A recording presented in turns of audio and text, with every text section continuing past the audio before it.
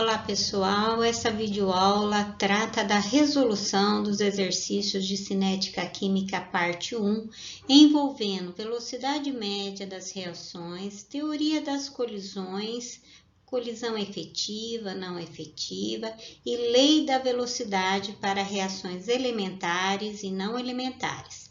Vamos lá então. No exercício 1, nós precisamos calcular a velocidade da reação do gás hidrogênio, iodo e do gás iodídrico, sabendo que no intervalo de 10 minutos houve o consumo de 0,60 mol do gás hidrogênio. Ele me forneceu uma equação química H2, gás hidrogênio, mais I2, gás iodo, formando o HI, que é o gás iodídrico. Bom, para a resolução, a primeira coisa que eu tenho que fazer é balancear essa equação química, porque ela não está balanceada. Então, nós temos H2 mais I2, então eu preciso da formação de 2HI, certo? 2 gás iodídrico. A partir, então, do balanceamento, eu vou calcular a velocidade média para o gás hidrogênio. Então, a quantidade consumida do gás foi 0,60 mol, dividido por 10 minutos, então eu vou ter a quantidade por minuto. Essa conta resulta em 0,060 mol por minuto. Como o gás hidrogênio e o gás iodo estão na proporção de 1 para 1, a velocidade média do gás iodo é a mesma do gás hidrogênio. Para o gás iodídrico, eu tenho uma proporção do gás hidrogênio para o gás iodídrico de 1 para 2. Então, a velocidade média do gás iodídrico é 2 vezes a velocidade média do gás hidrogênio, que resulta em 0,12 mol por minuto. No segundo exercício, eu preciso, a partir do gráfico, calcular a energia de ativação, a variação de entalpia e dar a equação do processo. Bom, vamos começar então pelo item A, que é a energia de ativação. A energia de ativação é aquela energia que vai do patamar dos reagentes até o máximo da curva. O patamar dos reagentes é o primeiro patamar paralelo que aparece na curva, paralelo ao eixo X. Então, o primeiro patamar que eu encontro paralelo ao eixo do X, caminhando no eixo X, é o patamar de A2 mais B2. Então, esses são os reagentes. Então, vai dos reagentes até o máximo da curva, tá? Essa, então, é chamada de energia de ativação do processo. Esse trecho, ele vale 200 menos 50, é um trecho de 150. A unidade aqui da entalpia do H é kJ, então é mais 150 kJ. No item B, eu preciso calcular a variação de entalpia. Entalpia, variação de entalpia. A entalpia depende só do estado inicial e final do processo. O estado inicial são os reagentes, o estado final são os produtos. Então, vai do patamar de A2 mais B2 até 2AB. Está indo para baixo, ou seja, os produtos possuem uma energia menor do que os reagentes. É um caso onde vai ocorrer liberação de energia.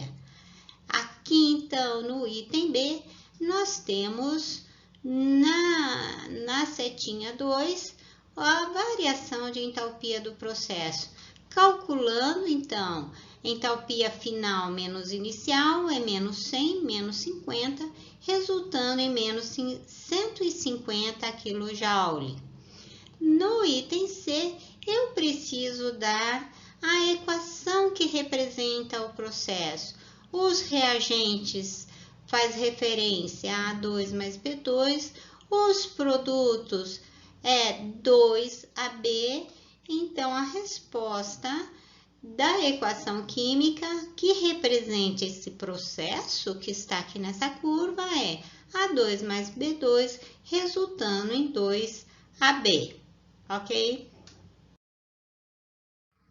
No terceiro exercício, eu preciso calcular a lei da velocidade e a constante da velocidade para uma série de experimentos que estão apresentados aqui na tabela. Eu recebi também a equação química do processo, 2NO mais BR2 dando 2NOBR, tá? Então, nessa tabela eu tenho 5 experiências, 1, 2, 3, 4, 5. Tenho a concentração molar de NO, tenho a concentração molar de BR2 e tenho também os dados da velocidade para cada experiência, tá certo? Vamos lá, então. A lei da velocidade, ela depende apenas das colisões que ocorrem entre os reagentes. Então, a primeira coisa que eu preciso fazer é que velocidade é igual a 1K, que eu não sei, vou determinar, vezes a concentração molar de NO, elevado ao seu respectivo expoente, aqui eu chamei o expoente, a ordem da reação em relação ao NO de X, vezes a concentração molar de BR2, elevado ao seu respectivo expoente, né? A ordem da reação para o gás bromo eu chamei de Y. Então, essa é a minha lei da equação genérica. Para determinar a lei da velocidade, eu preciso determinar x e y, e isso vai ser feito a partir dos dados da tabela. Bom, a primeira coisa que eu preciso fazer é deixar um dos reagentes fixo, porque daí ele não vai interferir nos valores de velocidade, e variar o outro reagente. Pensando nisso, eu vou então da experiência 1 para 2, porque eu deixo a concentração NO fixa 0,101, ela não vai interferir nos resultados de velocidade aqui da experiência 1 para 2, e a concentração de BR2 vai de 0,1 para 0,2, dobrou. O que aconteceu com a velocidade da reação? Ela dobrou também. Então, se eu dobro a concentração de BR2 e a velocidade dobra, isso quer dizer que tanto o reagente gás bromo e a velocidade, eles estão numa proporção diretamente proporcional. Isso quer dizer que eu dobro um, o outro dobra. Triplico um, o outro também irá triplicar, ou seja, o expoente do BR2, do gás bromo, é 1, porque um dobra, o outro dobra. Bom, agora eu vou deixar a concentração do gás bromo fixa e variar a concentração de NO para a determinação do expoente X. Eu posso ir do experimento 1 para 3, tá? Ou eu posso ir de 4 para 5. Eu vou escolher ir de 4 para 5. De 4 para 5, o que acontece com a concentração de NO? Vai de 0,2 para 0,3, ou seja, ela fica 1,5 vezes maior. A concentração de BR2 não se altera, 0,101, ou seja, não vai interferir aqui no processo. E a velocidade da reação, o que acontece? Nesse caso, no experimento 4 para 5, ela vai de 48 para 108, ou seja, ela fica 25 vezes maior de um experimento para outro. Bom, a concentração do NO ficou 1,5 maior indo do experimento 4 para 5. Como resultado, a velocidade ficou 2,25 maior. Isso quer dizer, então, que o expoente x vale 2, porque 1,5 vezes 1,5, 1,5 ao quadrado é igual a 2,25, tá? Então, x vale 2. Dessa maneira, a lei da velocidade é K vezes NO, que a concentração de NO é x elevado ao quadrado, vezes a concentração do BR2, do gás bromo. Agora, então, eu preciso determinar a constante dessa velocidade. Eu vou aplicar para a lei da velocidade que eu acabei de determinar os dados de uma das experiências. Eu escolhi o dado da experiência 1, então na experiência 1 a velocidade é 12, eu substituí, isso é K vezes 0,1, que é a concentração de NO ao quadrado, vezes 0,1, que é a concentração de BR2. Isolando K, eu tenho K igual a 12 sobre 0,1 elevado ao cubo. 0,1 elevado ao cubo, em notação científica, é 1 vezes 10 elevado a menos 3. Passando esse 10 a menos 3 multiplicando, ele troca de sinal, fica 12 vezes 10 elevado à terceira, ou seja, isso representa 12.000. 12.000 em notação científica é 1,2 vezes 10 elevado à quarta. Acertando as unidades da constante, eu tenho litro ao quadrado sobre mol ao quadrado vezes segundo. No quarto exercício, eu preciso dizer o que acontece com a velocidade da reação quando eu dobro a concentração de um dos reagentes, no caso aqui o reagente C, e mantenho a concentração dos outros reagentes constante. Nesse exercício, eu tenho duas equações representando o processo. A primeira equação, ela faz referência à primeira etapa, e ele diz que essa etapa é lenta. A segunda equação é a segunda etapa do processo e ele diz que é rápida. Bom, eu sei que quem representa a velocidade da reação é a etapa lenta, então eu vou pegar a primeira equação para escrever a lei da velocidade. Eu sei que a velocidade ela é dada por um K vezes a concentração molar de AB, vezes a concentração de molar de C, vezes a concentração molar de D. Se eu dobrar a concentração de C, eu vou ter que a concentração final vai ser 2 vezes a concentração inicial. Estou dobrando C. A velocidade final vai ser dada, então, por 2 vezes K, vezes a concentração molar de AB, vezes a concentração molar de C, vezes a concentração molar de D, porque eu substituí a concentração de C por 2 vezes C, mais K vezes a concentração molar de AB, vezes a concentração de molar de C, vezes a concentração molar de D, isso representa a velocidade inicial.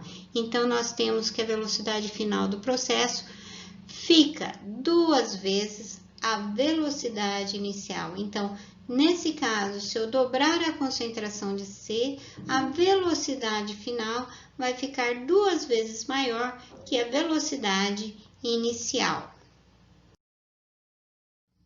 Finalmente, no quinto exercício, último exercício, eu preciso calcular a velocidade de decomposição da água oxigenada em mol por minuto e recebi a velocidade de formação do gás oxigênio em gramas por segundo. Então, a velocidade de formação do oxigênio aqui é 1,6 gramas de oxigênio por segundo.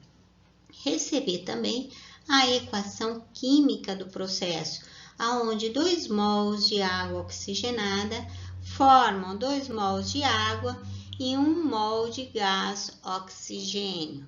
Bom, a velocidade de formação do gás oxigênio está em gramas por segundo, tá? Para eu calcular a velocidade da água oxigenada, eu preciso usar o coeficiente estequiométrico da equação.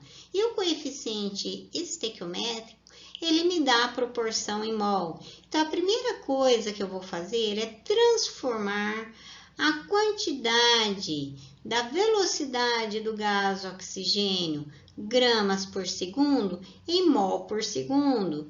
Para transformar grama em mol, eu preciso calcular a massa molar do oxigênio. Então, a massa molar do oxigênio é 2 vezes 16, porque cada átomo de oxigênio tem massa 16 gramas por mol. Então, eu tenho 32 gramas por mol, ou seja, 1 mol de gás oxigênio contém 32 gramas. Em 1,6 gramas, quanto mol eu tenho? Então, assim eu converto 1,6 em mol. Isolando X, eu tenho 1,6 dividido por 32, isso resulta em 0,05 mol, mas é 0,05 mol por segundo, tá certo? Porque eu só troquei, eu fiz a conversão da unidade gramas por mol. Agora, então, eu vou usar o coeficiente estequiométrico da equação e calcular a velocidade da água oxigenada. 2 mols de água oxigenada produz 1 mol de gás oxigênio. 0,05 mol por segundo de oxigênio vai produzir quanto de água oxigenada? Eu chamei de W. Então, isolando W, eu tenho que a velocidade de decomposição da água oxigenada em mol por segundo é 0,10 mol por segundo, mas ele não pediu a velocidade mol por segundo, ele pediu a velocidade mol por minuto, então eu vou fazer agora a conversão. 0,10 mol está para 1 segundo, 60 segundos, que corresponde a 1 minuto, é K. E isolando K, eu tenho 0,10 vezes 60, eu tenho a velocidade de decomposição da água oxigenada como sendo 6 mols por minuto.